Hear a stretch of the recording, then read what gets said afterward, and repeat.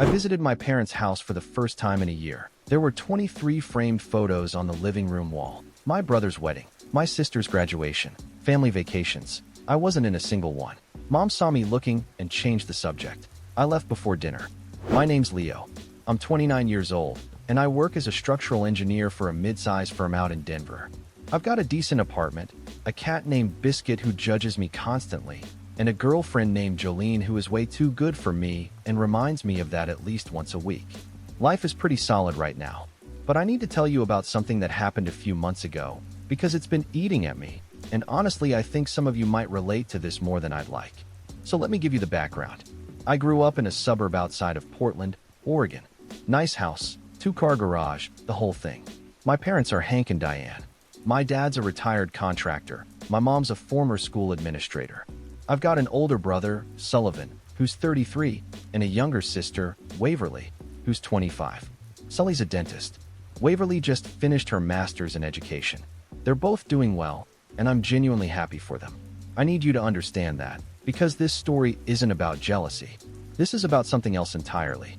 Growing up, I was the middle kid, and I know what you're thinking. Here we go, another middle child sob story. But hear me out, because this goes beyond not getting enough attention at the dinner table. I was the quiet one. Sully was the firstborn golden boy who played varsity baseball and got a scholarship. Waverly was the baby of the family, sweet and bubbly, the one who could do no wrong. And I was just Leo. I got decent grades, not great. I played guitar in my room. I liked building things with my hands, which my dad should have appreciated considering his career, but he never really seemed to notice. I wasn't a problem child, but I also wasn't a highlight reel, and in my family, if you weren't a highlight, you were wallpaper. The thing is, it wasn't dramatic. Nobody ever sat me down and said you don't matter to us. It was subtle. It was my mom going to every single one of Sully's games, but forgetting I had a band concert. It was my dad teaching Sully to drive in his truck on a Saturday morning and then telling me to just sign up for driver's ed when it was my turn. It was Waverly getting a surprise birthday party for her 16th, while I got a card and a gift card to Target for mine. Each thing on its own was small enough that if I ever brought it up, I'd look petty. And I knew that. So I never said anything. When I left for college, I went to Colorado State. Nobody in my family helped me move in. My mom said she had a work thing. My dad said the drive was too long. Sully was doing his dental residency, and Waverly was in high school. I loaded up my Honda Civic by myself and drove 11 hours to Fort Collins with a duffel bag and a microwave I bought at Goodwill. I remember sitting in my dorm room that first night thinking this is fine. I've always been fine on my own. And I meant it. I wasn't bitter. I was just used to it. College was actually great for me. I found my people. I found engineering, which turned out to be the thing I was born to do. I met Jolene junior year. She's from a big loud family in Texas where everybody hugs too hard and talks too loud and nobody ever forgets a birthday. Being around her family was like stepping into a warm house after walking through snow. I didn't realize how cold I'd been until I felt what warm looked like. I graduated, got a job in Denver, and started building a life. I'd call home every couple of weeks. The calls were fine, but empty. My mom would talk about Sully's practice or Waverly's school. My dad would say something about the weather. Nobody ever asked me much about my life. If I volunteered information, like hey I got promoted, or Jolene and I just moved into a new place, I'd get a that's nice or a good for you, and then we'd circle back to whatever Sully or Waverly was doing. I started spacing the calls out. Every 2 weeks became once a month. Once a month became every 6 weeks.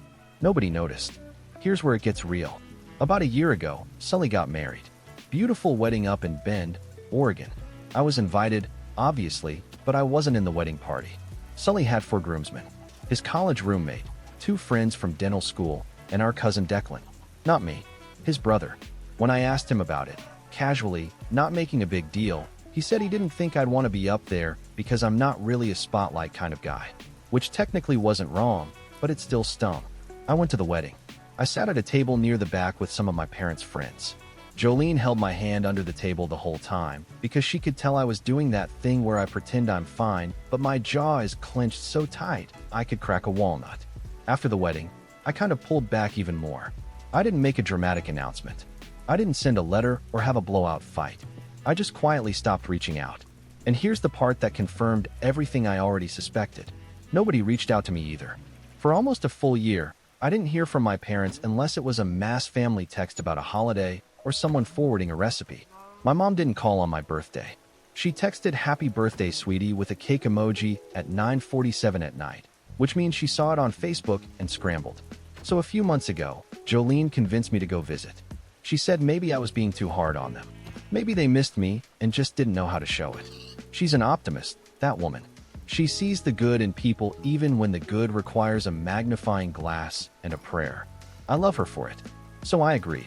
We drove up to Portland on a Friday, got there Saturday morning, and walked into my parents' house for the first time in over a year. The house looked the same, smelled the same. My mom had made her usual brunch spread, eggs, bacon, those little cinnamon rolls from a can that she's been making since we were kids. Sully was there with his wife Colette. Waverly was there with her boyfriend, some guy named Bridger who wore a vest indoors and talked about cryptocurrency. Everyone hugged me. It felt warm for about 30 seconds. Then I walked into the living room, and everything changed. There was a gallery wall. You know the type, those big arrangements of framed photos in different sizes, all coordinated, clearly put together with intention. There were 23 frames. I counted them. Sully and Colette's wedding, multiple shots. Waverly's graduation, cap and gown, holding her diploma, hugging my mom. Family vacations I vaguely remembered from when we were younger, except the shots chosen were all ones where I must have been somewhere else or just out of frame. There was a photo of my dad and Sully fishing, my mom and Waverly at some vineyard, a candid of the whole family at Christmas from maybe 2 years ago, and I wasn't in it because I hadn't come home that year. 23 photos. I was not in a single one. I stood there staring at that wall like it was a museum exhibit about a family I didn't belong to. And my mom walked up behind me, saw me looking, and said, "Oh, I need to update that wall one of these days. It's such a mess." Then she changed the subject and asked if I wanted more coffee. Just like that. Like the wall wasn't a perfect visual representation of exactly where I stood in this family. Like it was just decor. I looked at Jolene. She looked at me, and I could see it in her eyes. She finally got it. I told my mom I wasn't feeling well. I said we needed to head out. We left before dinner. My mom looked confused. My dad barely looked up from the football game. Sully said drive safe. Bro Waverly was on her phone. I didn't say a word the entire drive back to the hotel. Jolene didn't push. She just held my hand on the center console while I stared out the windshield and tried to figure out how you grieve something you never really had. We stayed in Portland that night because Jolene had booked the hotel for the whole weekend. She thought we'd be spending time with my family. Instead, we ordered room service and watched a nature documentary about octopuses while I pretended I wasn't replaying that gallery wall in my head on a loop. Jolene finally said something around midnight. She said, "Leo, I owe you an apology. I thought maybe you were exaggerating. I thought maybe it was just middle child stuff and you were reading too much into it. But that wall, that's not subtle. That's a choice." She was right. That wall was curated. Someone, my mom probably, picked each of those 23 photos deliberately. She arranged them. She hung them. She looked at that collection and thought, yes, this represents our family. And in that representation, I didn't exist. That's not an oversight. That's a statement. But here's the thing. I didn't confront anyone. I didn't send a text. I went back to Denver and went back to my life. I figured I'd already been living without them for a year, so what was different now? The difference, I guess, was that now I knew for sure. Before, I could tell myself stories. They're busy. They don't mean anything by it. They love me, they just don't show it well. But you can't tell yourself stories when the evidence is literally framed and mounted on a wall in the living room. About 3 weeks after the visit, my mom called me. Not to talk about the wall or ask why I left early. She called because Waverly was having a birthday party, her 26th, and they wanted to do it big because she'd just been offered a teaching position at some school in Eugene. My mom was going on and on about the venue and the catering and how they were flying in Waverly's college friends. She asked if I could come and also if I could chip in for the party fund. She said everyone's contributing. I asked how much. She said $1,000. Let me say that again. $1,000. For my sister's birthday party. The same sister whose existence had been celebrated annually with personalized cakes and surprise events for as long as I could remember. The same parents who gave me a Target gift card. I said I'd think about it. My mom said, "Oh, come on, Leo, don't be difficult. Your sister would love to have you there." And something about the way she said it, like my attendance was a courtesy and my money was the actual ask, just hit me sideways. I told her I wasn't being difficult. I just needed to check my finances. She said okay, fine, but let me know soon because the caterer needs a head count. I didn't call back. A week later, Sully texted me. He said, "Hey man, Mom mentioned you haven't committed to Waverly's party. You coming or not?" I told him I wasn't sure I could make it. He sent back a thumbs down emoji and then nothing. That was the full extent of my brother's attempt to connect with me. Then Waverly herself called. And this is the part that really broke something in me, because up until this point, I didn't have any real beef with Waverly. She was the youngest. She didn't choose to be the favorite. But what she said on that call changed how I saw her. She said, "Leo, Mom told me you're being weird about my party." She said it just like that. Weird. Like wanting to not spend $1,000 on a party for someone who hasn't called me in 8 months with some kind of character defect. I took a breath and said, "Waverly, I'm not being weird. I just can't commit right now." And she said, "Well, it would be nice if for once you could show up for this family instead of always making everything about you. I want you to sit with that for a second." My sister, who I had supported, encouraged, congratulated at every milestone, who I had never once asked anything of, told me I was making everything about myself. Me, the guy who wasn't in a single photo on the family wall, the guy who wasn't in his own brother's wedding party, the guy whose birthday gets a Facebook afterthought. I was the selfish one. I said, "Waverly, when is my birthday?" There was silence, a long silence. Then she said, "It's in the fall, right? October maybe? My birthday is in August." She didn't even know the month. I said, "It's August 14th. She said, "Okay, well, I'm not good with dates. You know that." And I said, "Yeah, I do know that. I know that about all of you." Then I hung up. Jolene was sitting on the couch when I put the phone down. She didn't ask what happened because she'd heard the whole thing. She just opened her arms and I sat down next to her and put my head on her shoulder, and for the first time in maybe a decade, I let myself actually feel it. Not just the wall, not just the party, all of it. Every missed concert, every forgotten birthday, every conversation where I was talked over or skipped, every holiday where I sat in the corner and watched my family love each other in ways they never loved me. I didn't cry. I wanted to, but I couldn't. It's like the sadness was so old it had calcified into something solid sitting in my chest like a stone. Jolene rubbed my back and said, "You don't owe them anything, Leo. You never did." After that night, I made a decision. I wasn't going to Waverly's party. I wasn't going to send money. And I wasn't going to explain myself. I was done performing the role of family member in a family that had never bothered to cast me in the first place. I didn't block anyone. I didn't send a dramatic text. I just stopped. Stopped calling. Stopped responding to group texts. Stopped checking in. And once again, just like before, nobody noticed. Waverly's party happened without me. I saw the photos on Instagram. Big venue, lots of people, flower arrangements, a 3-tier cake. My parents were beaming. Sully gave a toast. There was a slideshow of Waverly's life, and I kid you not, I went through every single photo in that slideshow that someone posted as a reel, and I was in exactly 2 of them. Both were group shots where I was partially blocked by someone else. I could have been anyone. I could have been a stranger who wandered into the frame. That was the night I unfollowed all of them. Not unfriended, just unfollowed. I didn't need to see it anymore. I already knew the story. I'd been reading it my whole life. The next few weeks were rough. I threw myself into work, which wasn't hard because we had a big project, a mixed-use development downtown that was eating up all my hours. But at night, when things got quiet, the memories would creep back in.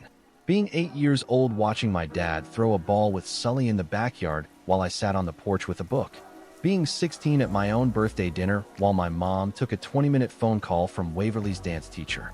My college graduation, which my parents attended but left early because they had a dinner reservation. Jolene kept saying maybe I should talk to someone, a therapist, and I kept saying I was fine. I wasn't fine. I was functional, which is different. Functional means you go to work and eat meals and answer your emails. Fine means you're actually okay. I was not okay. I was just very good at pretending. One night Jolene sat me down and said, "Leo, I love you, but you have been walking around this apartment like a ghost for 3 weeks. You barely talk. You haven't played your guitar once. You went to bed at 8:30 last night. This isn't you. Please talk to someone." So I did. I found a therapist named Dr. Adler, a calm guy in his 50s who wore cardigans and had the most aggressively soothing voice I've ever heard. And in our very first session, after I told him the whole story, he said something that cracked me open. He said, "Leo, You're not grieving the loss of your family. You're grieving the fact that the family you wanted never existed. The one you keep hoping for. The one where they notice you and value you and make room for you. That family was always a fantasy. What you actually had was something else. And until you stop mourning the fantasy, you can't start dealing with the reality. I sat in his office and stared at the ceiling and thought about that for a long time. He was right. I had spent my entire life auditioning for a role in a family that never had a part for me. And every time I didn't get cast, I told myself next time. Next time they'll see me. Next time they'll remember. Next time I'll matter. But next time never came. It just kept not coming, over and over, until I was 29 years old and standing in front of a wall of photos wondering why I wasn't in any of them. Therapy didn't fix me overnight. Dr. Adler told me it wouldn't, and I appreciated the honesty. He said healing from something like this isn't like setting a broken bone where you put it in a cast and wait 6 weeks. It's more like learning to walk again after you've been limping for so long you forgot what a normal stride feels like. Some days I'd feel great, like I'd cracked the code and was ready to move forward. Other days I'd see a commercial where a dad hugs his son and I'd have to leave the room. But I kept going. Every Tuesday at 4 o'clock, I sat in that office and talked. About my childhood. About the patterns. About how I'd spent my whole life shrinking myself to fit into a space that was never built for me. Dr. Adler helped me understand that my family's neglect wasn't about me being unworthy. It was about them being incapable. My parents had built a dynamic early on. Sully the star, Waverly the sweetheart, and they never updated the script. I was the quiet middle kid who didn't demand attention, so they never gave it. Not because they were evil, because they were lazy, emotionally lazy. And at a certain point, my invisibility became so normal to them that they genuinely didn't see it anymore. My mom probably looked at that gallery wall every day and never once thought, Leo's not in any of these, because in her mental model of the family, I was already an afterthought. Understanding it didn't make it hurt less, but it made me stop blaming myself, and that was the first domino. The second domino was work. Around this time, my firm landed the biggest contract in its history. A tech company was building a new campus in the foothills west of Denver, and they wanted something architecturally ambitious. We're talking cantilevered structures, green roofs, a pedestrian bridge connecting 2 buildings over a ravine. It was the kind of project that makes engineers lose sleep for all the right reasons.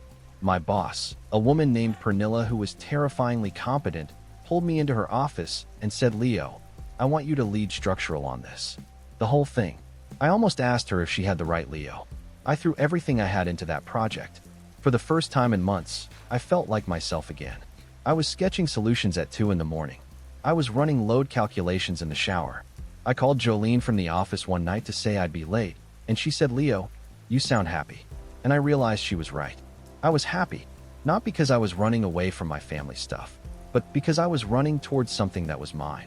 Something I'd built with my own hands and my own brain that nobody could take credit for or overlook.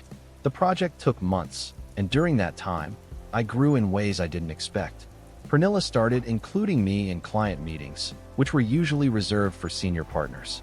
I presented our structural design to the tech company's CEO, a guy named Rowan who wore sneakers with everything and asked questions that actually showed he understood engineering.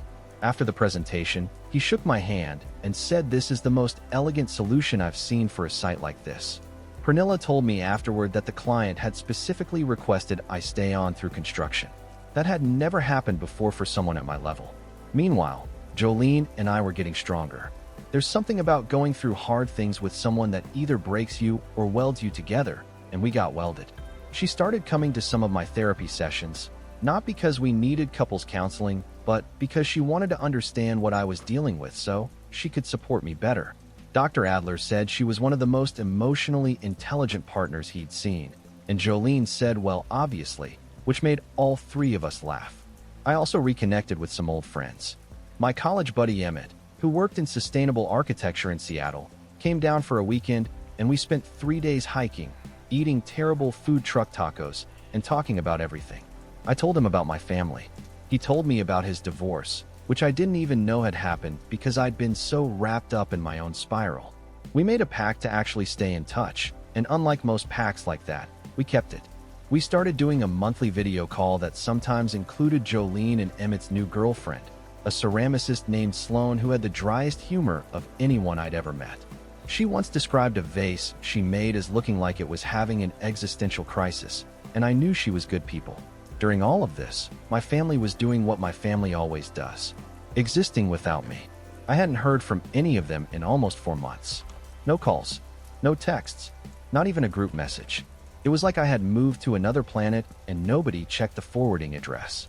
Part of me ached over it. The little kid in me who just wanted his mom to hang his drawing on the fridge.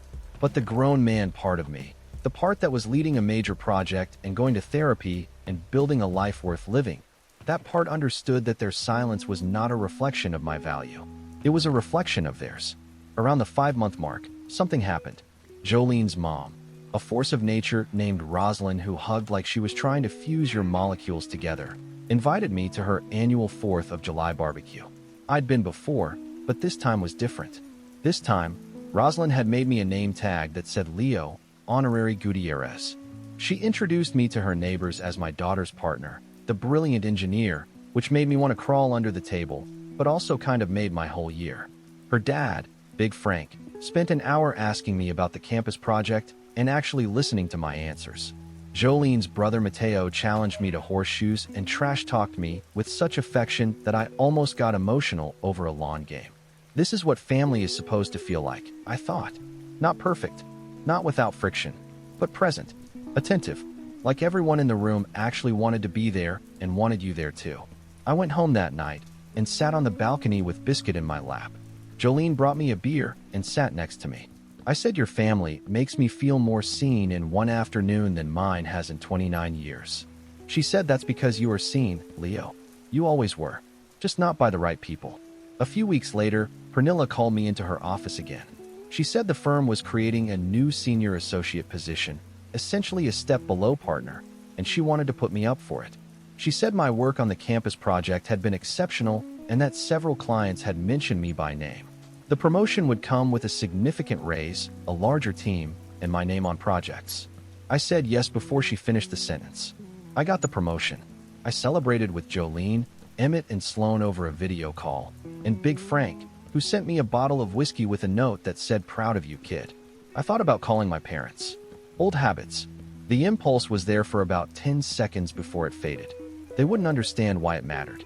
They'd say congratulations in that flat way they always did, and then tell me about something Sully or Waverly was doing. I didn't need that. I didn't want that. What I wanted was exactly what I had.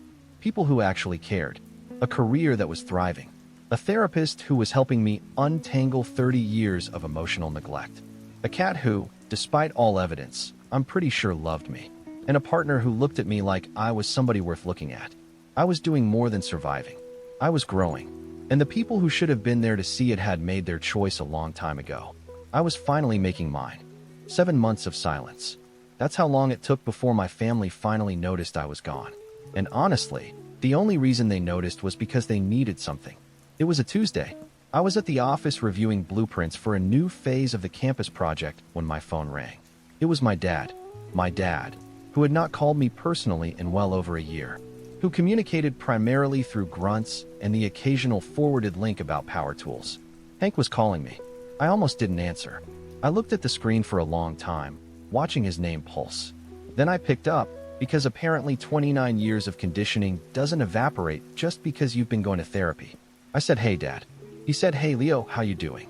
Small talk. Weather. The Broncos. Then, after about 3 minutes of the conversational equivalent of a doctor warming up a stethoscope, he got to it. Your mother and I are thinking about selling the house. The market's good right now, and we want to downsize. He said it casually, like this was just information. But then came the next part. The thing is, we've been looking at the finances, and we're a little short on what we'd need to bridge the gap between selling this place and buying the condo your mother likes. Sully just bought into a new practice, so he's tapped out. And Waverly's still getting on her feet with the new job. I sat there in my office chair and waited. I knew where this was going, but I wanted him to say it. I wanted to hear the words come out of his mouth. There was a pause. Then he said, we were hoping you might be able to help us out. Maybe 30, 40,000. We'd pay you back. $30,000 to $40,000. From the son they forgot existed. From the kid who wasn't in a single photo on their wall. From the guy who didn't get a phone call on his birthday. They wanted 40 grand. I didn't explode. Dr. Adler would have been proud. I took a breath and said, Dad, that's a big ask. He said, I know, but you're doing well, right? Your mother says you got some kind of promotion. The way he said it, some kind of promotion, like it was vague and possibly imaginary. Like my career was a rumor he'd half heard. I told him I needed time to think about it. He said, sure, take your time, but the condo might go fast, so sooner would be better. I hung up and sat in my office for 20 minutes without moving. Then I called Jolene and told her everything. She was quiet for a long time, and then she said, Leo, please tell me you're not actually considering this. I said no, but I'm considering something else.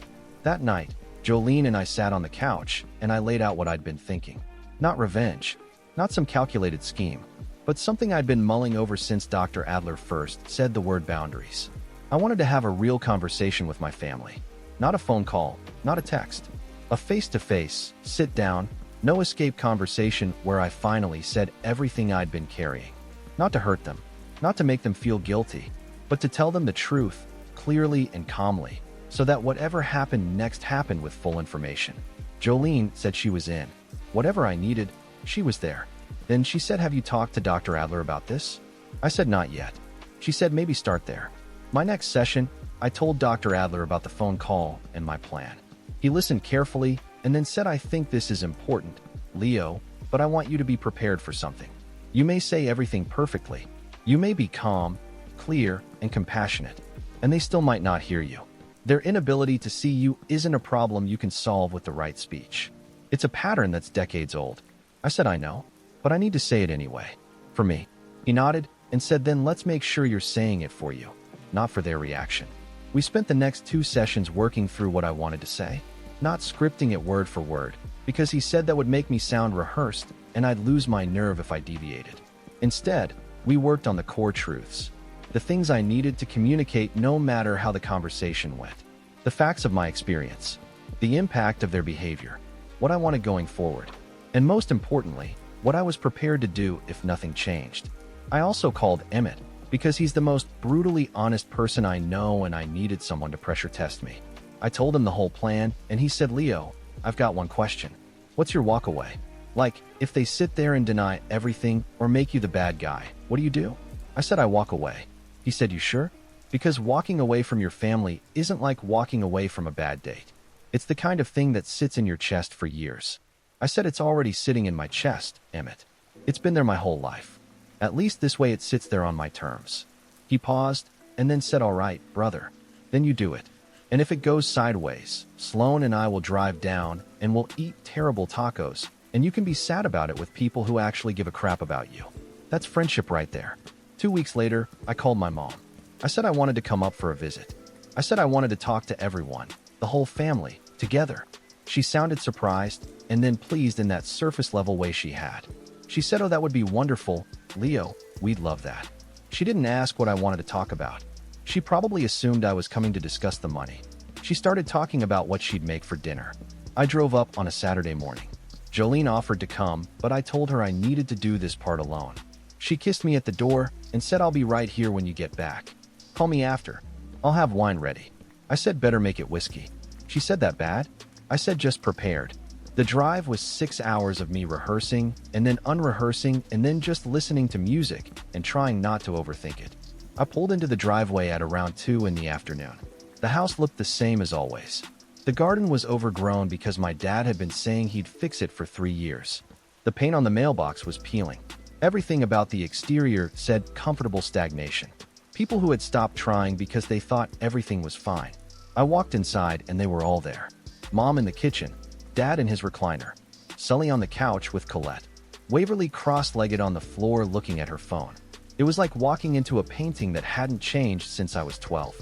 My mom hugged me and said, you look thin, are you eating? My dad said, hey there, Leo.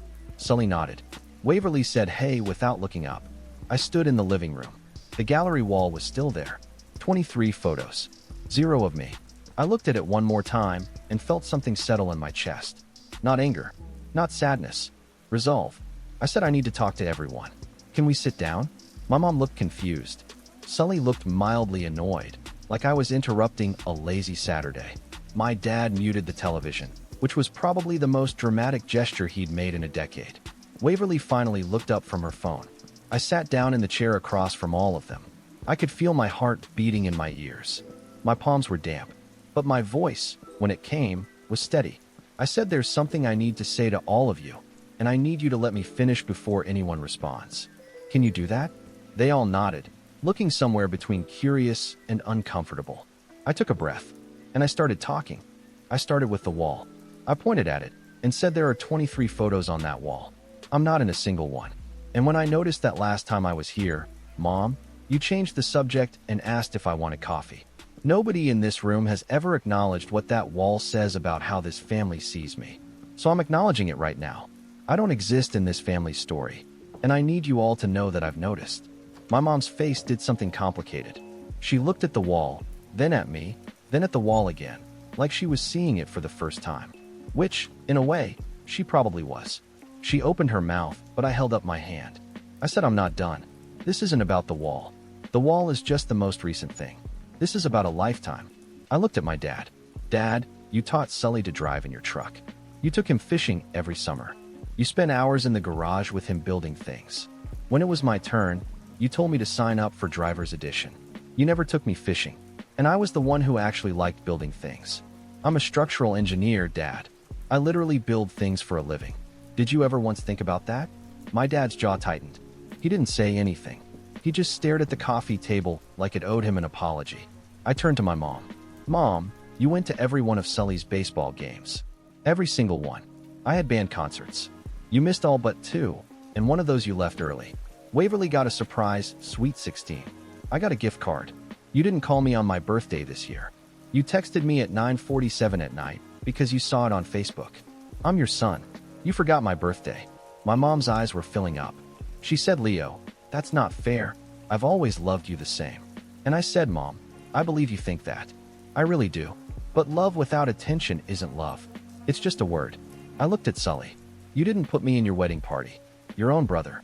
You had 4 groomsmen, and one of them was cousin Declan, who you see once a year at Thanksgiving. When I asked about it, you said I wasn't a spotlight kind of guy. That's not a reason, Sully. That's an excuse. And it hurt. Sully shifted on the couch. Colette put her hand on his arm. He said, I didn't think you'd care, man. You never seem to care about stuff like that. And I said, yeah, because I learned very early that caring about things in this family got me nowhere. So I stopped showing it. That doesn't mean I stopped feeling it. Then I looked at Waverly. When you called me about your birthday party, you said I was making everything about myself. Do you remember that? She nodded, looking uncomfortable. I said, Waverly, I asked you when my birthday was, and you didn't know. You guessed October. It's August 14th. I've known your birthday since I was 4 years old. You're 26, and you can't tell me what month mine is in. And you told me I was the selfish one. Waverly's lip trembled. She said I didn't mean it like that, Leo. I said I know you didn't mean to be cruel. But that's almost worse. You weren't trying to hurt me. You just genuinely hadn't thought about me enough to know better. That's the whole problem. The room was silent. My mom was crying quietly. My dad was still staring at the coffee table. Sully was rubbing the back of his neck. Waverly was blinking fast. I said I didn't come here to make you feel bad. I came here because Dad called me 2 weeks ago and asked me for $40,000. And I realized that the only time anyone in this family reaches out to me is when they need something. Not because they miss me. Not because they want to know how I'm doing. Because I'm useful. And I'm done being useful to people who don't see me. My dad finally spoke. He said, so you're not going to help us with the house. And I swear, I almost laughed. Because even in this moment, after everything I'd just said, his first response was about the money. I said, Dad, did you hear anything I just said? He blinked and said, of course I did. I said, then your first question shouldn't be about a check. My mom jumped in, her voice cracking. She said, Leo, we love you. You're our son. I don't understand where all this is coming from. And I said, it's coming from 29 years, Mom. It's coming from a lifetime of being overlooked and a wall full of evidence that you didn't even realize was evidence. I don't doubt that you love me in some abstract way. But abstract love doesn't show up. It doesn't call. It doesn't hang your picture on the wall. Sully leaned forward and said, okay, so what do you want? What's the play here? You want us to apologize? And I said, honestly, Sully, I don't know if an apology would change anything right now. What I want is for you to understand why I've been distant. It's not because I'm antisocial or weird or difficult. It's because being around this family makes me feel invisible. And I decided I'd rather be alone and seen by the people who actually look at me than surrounded by family who look right through me. Waverly was full-on crying now. She said, "Leo, I'm sorry. I'm really sorry.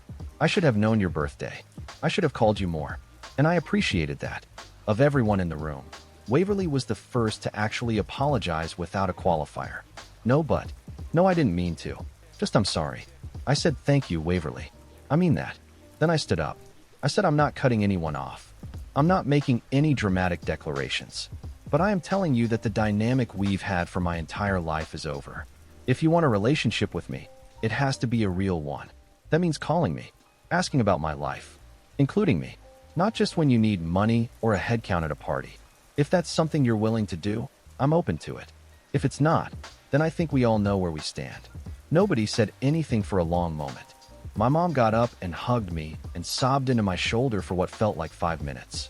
My dad stayed in his chair, but he looked at me, really looked at me, and said, "I didn't know, Leo. I didn't know it was that bad." And for the first time in my life, I believed that he believed that. He genuinely didn't know, because he'd never bothered to pay attention. I left that afternoon. I didn't stay for dinner.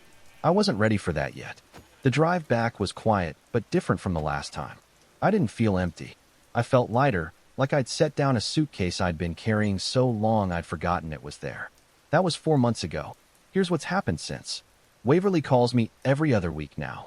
She asks about work, about Jolene. She sent Biscuit a catnip toy for no reason. We're not close yet, but we're closer than we've ever been. Sully sent me a long text about a month later. Not eloquent, that's not his thing. But he said I was right, and he was sorry about the wedding. Said if he and Colette ever renewed their vows, I'd be standing next to him. We talk occasionally now. It's awkward, but it's real. My mom calls every Sunday. She remembered my birthday this year and called at 8 in the morning, not 9:47 at night. She took down the gallery wall and is redoing it. She sent me a photo of the new wall in progress. There are 3 pictures of me already. My dad is still my dad. He's not turning into a Hallmark movie. But a few weeks ago I got a package. Inside was a set of drafting pencils, expensive ones, the kind structural engineers use. The note in his handwriting said I should have paid more attention. These are for the guy who builds things. I keep those pencils in my desk drawer at work. I didn't give them the money for the condo.